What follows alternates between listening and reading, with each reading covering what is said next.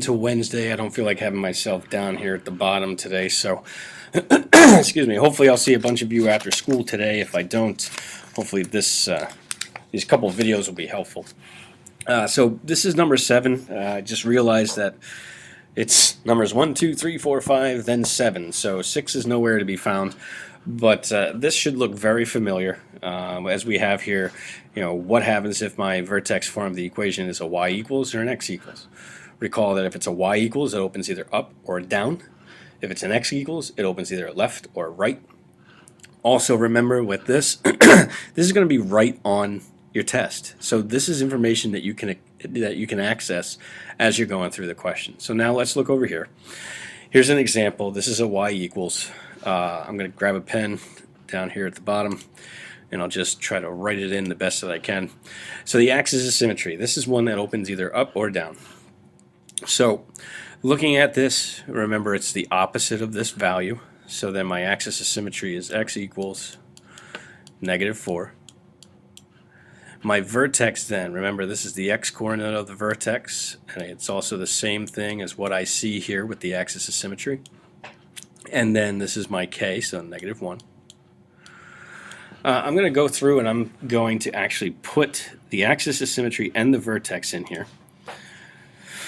So I got to go to line, I got to come up with a line, and we're going to make it with arrows on both sides. So it says x being -4, so 1, 2, 3, 4, so here is my axis of symmetry. And then we'll go back to the pen here, and we need -4, -1, that's the vertex. Okay. I know this thing opens up, so that means that the focus is going to be up here relative to the directrix, which will be below it. Remember, the focus is always on the inside of the parabola. So focus. If I look at this, we also know that the focus is going to lie on the axis of symmetry. If my axis of symmetry is x equals -4, then that means the part that I have here is -4, comma. Now I've got to scroll back up here. So my h stays the same, and then k plus 1 over 4a. Okay, well I already know what a is. A is this right here, the 1/16. Alright, so now you guys are stressing out because you're going to have fractions within a fraction. So -1 divided by 4 times 1 divided by 16. Alright, well, how many times does 4 go into 16? 4. I'm going to do my equal sign down this way. So I have -1 divided by 1/4. Alright, 1 divided by 1/4. Now you can do that in a calculator, that's fine. Again, my equal sign is going to go this way. You can do that in a calculator, that's fine. But really, remember that dividing is the same as multiplying by the reciprocal. In other words, flip this and multiply. So 4 times -1. Oops, sorry.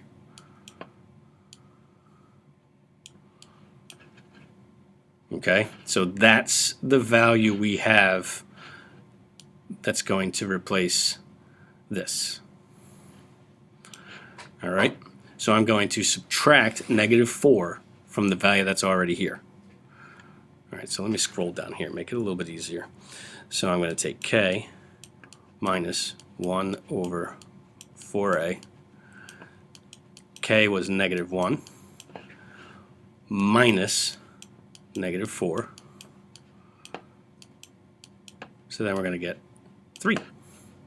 So 4, 3 is where we're going to be. So I have them up here. That's 0, 1, 2, 3.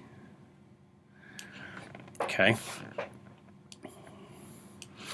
And then now I got to figure out where my directrix is going to be. Now you can go through and you can deal with the values that are here. That's fine. That's one way at which to do it, by just going through and using the information that's there.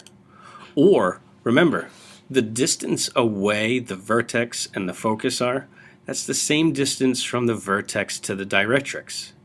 Well, how far am I away here? I'm 4 away. So therefore I need to be down 4, 1, 2, 3, 4, and that's part of the line that will be my directrix. Okay, well the line's going this way. It's going to be horizontal, so that's a y equals. Well, let me get my line again. Okay, and I know that my line is this way. Well, where is that located? Well, again, this is my x. Let's make sure we put our labels in. This is my y. I am 1, 2, 3, 4, 5 down. Which direction is this thing going to open? Well, it's going to open up. How do I know that?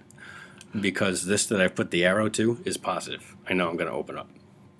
Now I need some points. I want to have a point that will actually make it so that it's divisible by 16.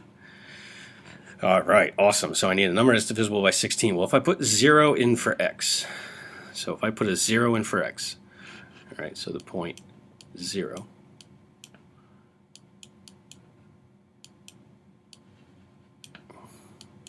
So here's my xy chart. So if I put a 0 in for x, then where am I on the y? So I put a 0 in here, I get 4 squared. 4 squared is 16. 1/16 divided by 16 is 1. And then 1 minus 1 is going to be 0. So I actually go through the origin here. Problem. I'm 1, 2, 3 away here, but I'm 1, 2, 3, 4 away here. I can actually make it happen. Now I need a number in here that's going to be divisible by 16. All right, so then let's see. 2 is not going to work because 2 plus 4, and then I'm going to square that. That's 36.